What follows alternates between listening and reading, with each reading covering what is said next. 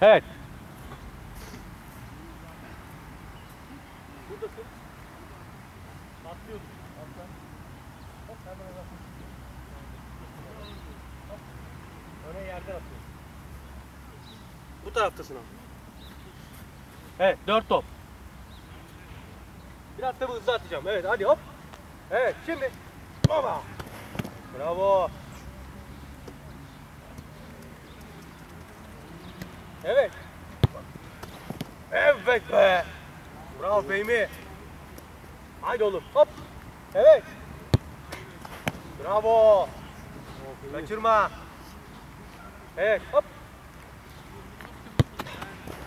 Bu benim hatam. Son top.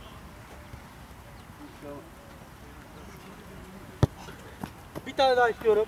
İkinci hatam oldu. Evet. Evet şimdi. Al bakayım. Bravo. Dinlen.